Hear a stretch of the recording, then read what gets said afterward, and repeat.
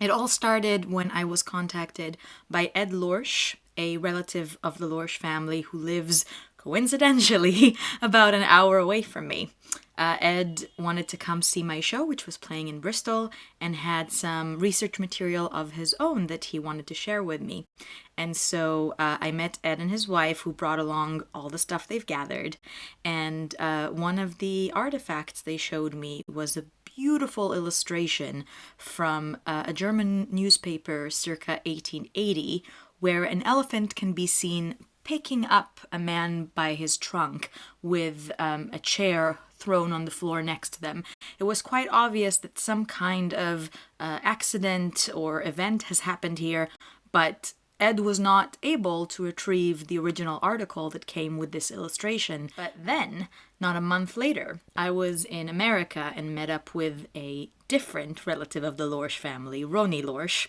And Ronnie accidentally had an article from a German newspaper with a photo of a man and an elephant, and it rang a bell, and I was wondering if perhaps there could be a match.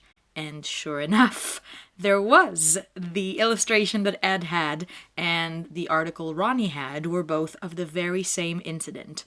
Ronnie kindly translated it for me, and I hereby give it to you, the wonderful piecing of the puzzle from the US to England to Germany of a historic event in the career and life of the Lorch Circus family. Right, so this is the news article from 1880. What does it say? And it's from Linz, which is a city in Austria.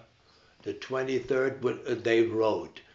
Yesterday, in the morning practice in the Circus, which is in town at the moment, during their dress rehearsal, Director Adolf Lorch started with his dressage of the fine elephant, who was supposed to step onto a chair with his left front paw and was supposed to stretch it. Until now, the animal always did what it was supposed to, but this time he didn't want to lift his left paw. And all of a sudden, the elephant, because of a not careful enough stroke with a stick near his eye, started to panic and started to scream terribly, grabbed his master with his blunt tusks on his belt, threw him up and ran through and front and back through the ring. Then he threw